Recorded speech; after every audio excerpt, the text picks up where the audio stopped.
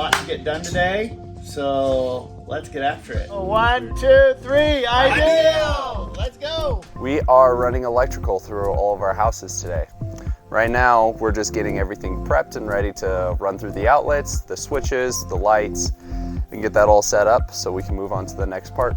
I'm walking out the wire.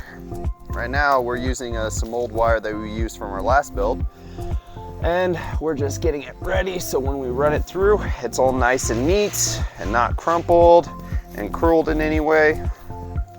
So it just makes our life a lot easier. It's very crucial to get this straight because we're going to be running it through a lot of holes that we've run into the ground or into the wood, and some of those holes are going to be very hard to shove these wire into, just because there's a limited amount of space to work with, especially since we're going to be running not only one cable through a lot of them, but 2 or 3. It's just nice to take care of it right now rather than when you're actually doing the job. Yep, just trying to salvage and restore. We gotta conserve everything that we got. Well, anything that you leave untwirled, you're gonna have to untwirl it when you're in the house. And sometimes people don't figure that out until they actually stuff it through the hole. And then they have to undo everything that they spent an hour or 2 hooking up just to get it right. So we try to do it right the first time so we don't have to do it right later. Man full of patience, just walking on the wire with me.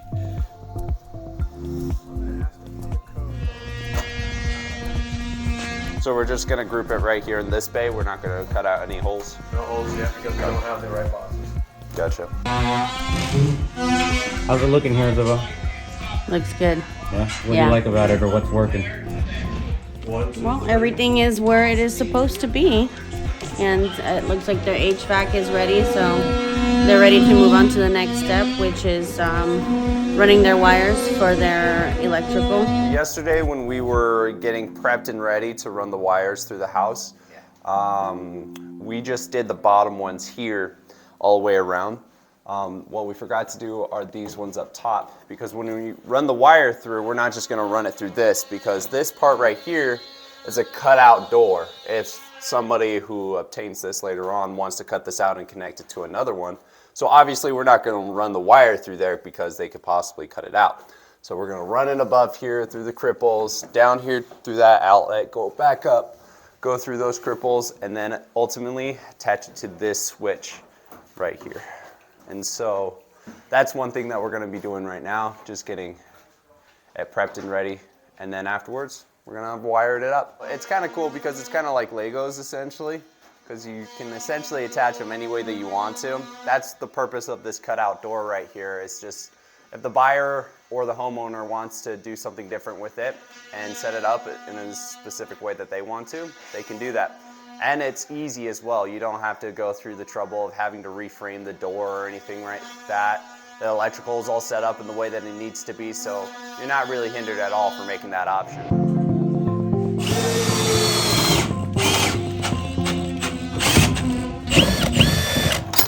I need something to punch out the outlet tabs so I can get the wires through them. And then also I'm gonna need a 1-inch bit to drill the holes needed to run the wire through the ceiling and down. See, I don't think I'm going to be able to get through that though at this angle. I think the best way yet would be to go through that 2x4 right here. To go through this one. Yeah, because that gives you a better angle rather than just this opening right here. But could I, once I get in here, then come back this direction and keep going that way? That's what I mean, so you have it straight on rather than angled. And the challenges that we're having right now is it's really hard to go from here into the 2x4 through the 4x4 and back out through these 2x4s just at this angle. So this is where you have to like really think and kind of be a little creative.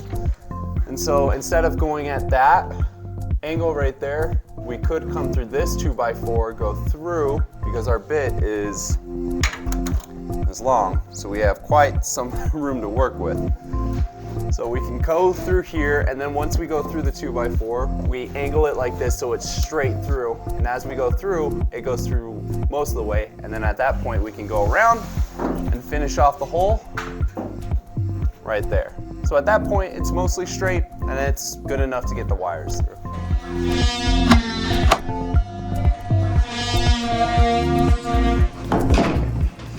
All right, great. I have to sign Good it thing off, I didn't so- start. That looks pretty dang good.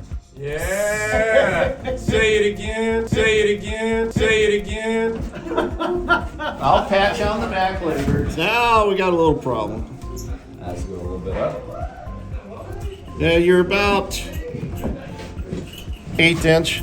These could have been separated just by one block instead of two. Okay. And the idea is that you want to make sure that the tops line up because you're going to see it Right. when it's in the trim stage. You're going to see those plates not exactly the same height. So that's why we're checking those. Okay. I have electricians that when they put outlets in, they take a level and they level every outlet as they put it in.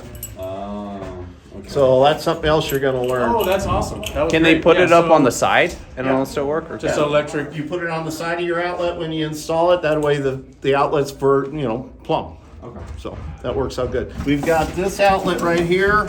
We've got a cabinet at 36. So your switch is right here. You're doing good. Outlet. Your range should be at grab these wires from you, Dan. 36.5 plus 24. So your measurements on your floor are 1/2 inch off, but that's okay. So your range is good because you should have been 36.5. This is. I'm looking at your floor. mark. This mark, yeah. 51.5 inches should be the center of your sink from the wall. Yeah, 51.5. Okay, so you want to make sure that this light is 51.5 also, And then so that tape it lines off. up. And that can slide on the bar to whatever you need to have it. Yeah, So, all of these are just in the general space to slide back. well, before you wire, you want to make sure you get them to where they got to go. Okay. So the same thing here, at your 24, is that the end of your cabinet there? Right there to there. So again, you want to make sure this is about center of that 24-inch countertop. The next one we do at 8 to 5 foot in between. 5 feet between. So let's do 3 and 8 Okay. from this way. So we want to make sure that those are centered on that. And you do have your outside light up.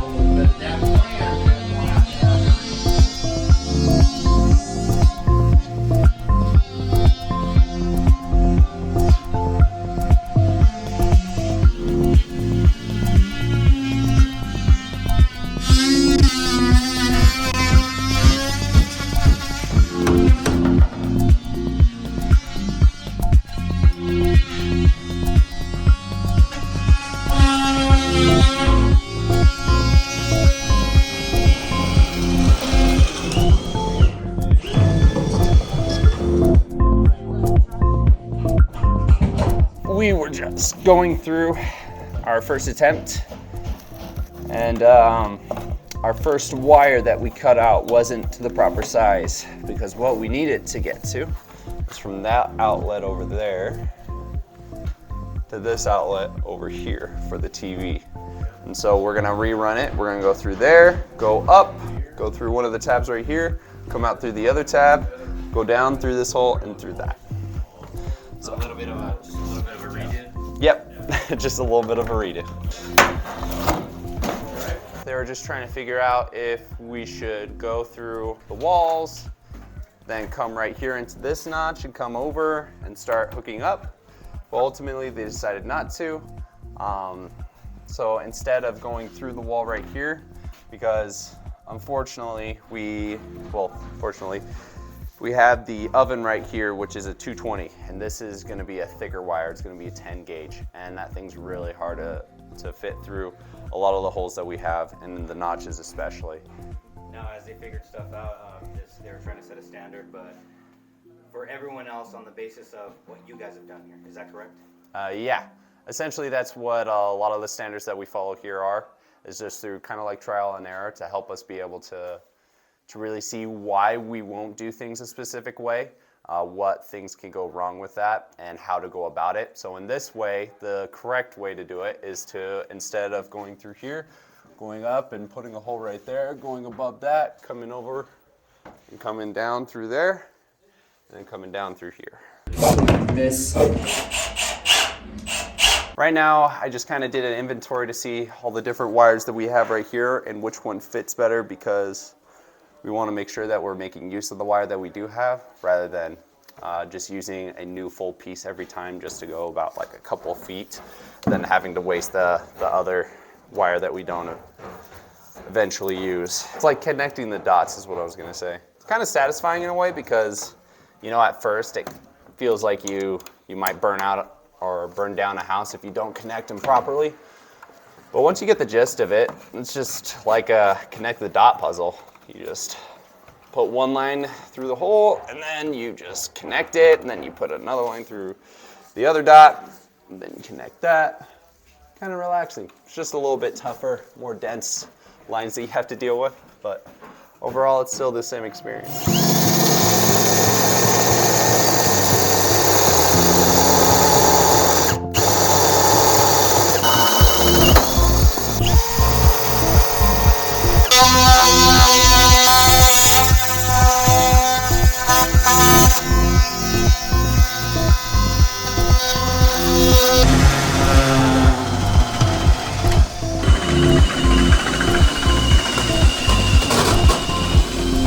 I learned how to keep an open mind, because when it comes to the construction world, there's a lot of different ways to do things, and my way might be different from another person's way, but it is really cool to be able to have that open mind and learn from somebody that has more experience than you.